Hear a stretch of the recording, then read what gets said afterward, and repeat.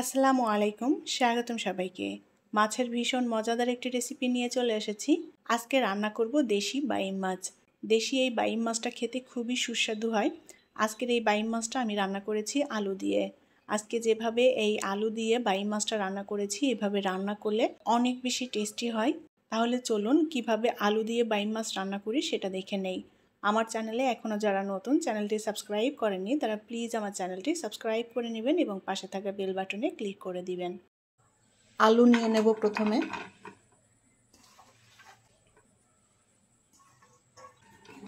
আমি এখানে ছোট সাইজের 4টা আলু এরকম লম্বা চিকন চিকন করে কেটে নিয়েছি, আর আলুটা ভালো মতো ধুয়ে পরিষ্কার করেও নিয়েছি। পেঁয়াজ কুচি দিয়ে দেব। এখানে মিডিয়াম সাইজের একটা পেঁয়াজ কুচি নিয়েছি। কাঁচামরিচ দিয়ে দেব টেস্ট অনুযায়ী। এখানে নিয়েছি জিরার গুঁড়া, শুকনো মরিচের গুঁড়া, ধনিয়ার গুঁড়া, হলুদ গুঁড়া এবং লবণ। আমি সব মশলাটাই হাফ চা চামচের মতো নিয়েছি লবণ টেস্ট অনুযায়ী। এখানে নিয়েছি আমি বাইম মাছ।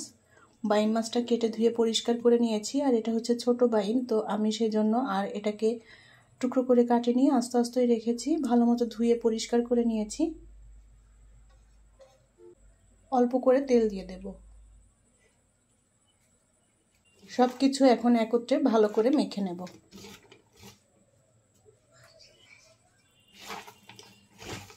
বাইম মাছের পরিবর্তে এখানে অন্য যে কোনো মাছ দিয়ে একইভাবে রান্না করে নেওয়া যাবে। ছোট অথবা বড় মাছ দিয়েও কিন্তু রান্না করা যাবে। বড় মাছগুলো ছোট টুকরো করে কেটে নিয়ে তারপরে এইভাবে রান্না করতে হবে।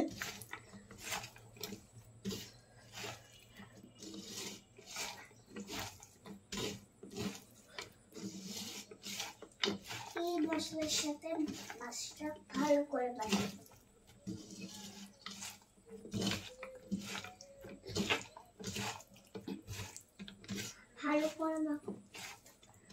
আমি সব কিছু একত্রে ভালো করে মেখে নিয়েছি। এখন এটাকে আমি 10 থেকে 15 মিনিট মতো রেস্টে রেখে দেব, এতে করে মশলা ভালোভাবে মিশে যাবে। মাখানোর পরে তারপরে রেস্টে রেখে দেব। তেল দিয়ে দেব 2 টেবিল চামচের মতো। পেঁয়াজ কুচি দিয়ে দেব 1 মুঠ পরিমাণ। পেঁয়াজটা আমি একটু লাল করে ভেজে নেব।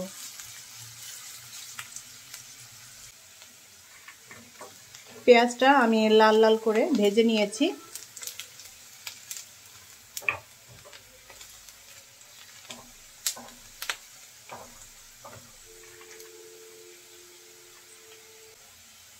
এখন এই ভাজা পেঁয়াজের মধ্যে আলু এবং মাছ দিয়ে দেব।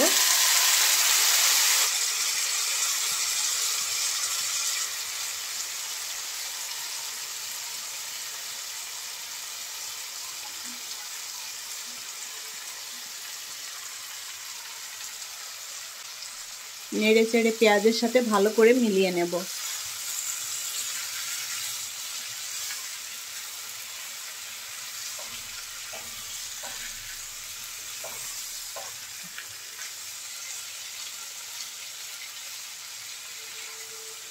অল্প আঁচে নেড়ে চেড়ে আমি কিছুক্ষণ কষিয়ে নেব।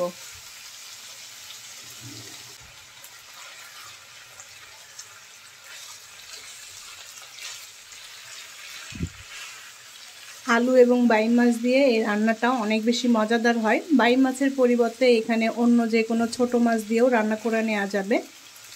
আবার বড় মাছ ছোট ছোট টুকরো করে কেটে নিয়ে এভাবে রান্না করা যায়, খুবই ভালো লাগে খেতে।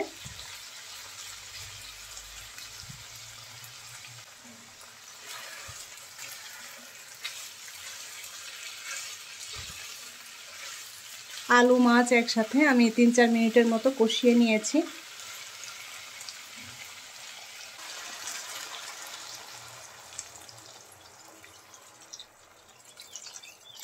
একটু মাখো মাখো ঝোল রাখবো, সেভাবে পানি দিয়ে দিলাম।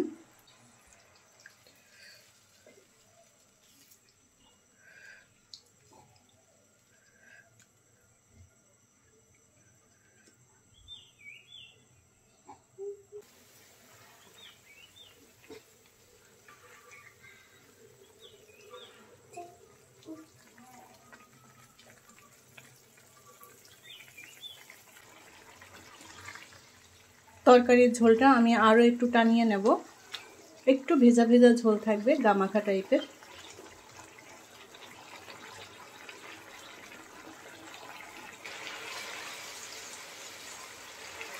তরকারির ঝোলটা আমি টানিয়ে নিয়েছি। এরকম একটু ভেজা ভেজা করে ঝোলটা রাখলে খেতে ভালো লাগবে।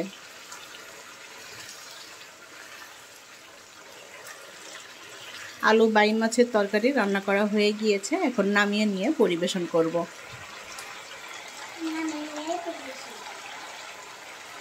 তৈরি হয়ে গেল দারুণ মজাদার আলু দিয়ে বাইম মাছ রান্না। ভাতের সাথে ভীষণই ভালো লাগবে এই মাছের তরকারিটা খেতে। আশা করছি ভালো লেগেছে আজকের এই বাইম মাছ রান্না রেসিপিটা। ভালো লাগলে লাইক, কমেন্ট এবং শেয়ার করবেন। পরবর্তী রেসিপি দেখার আমন্ত্রণ জানিয়ে বিদায় নিচ্ছি। আল্লাহ হাফেজ।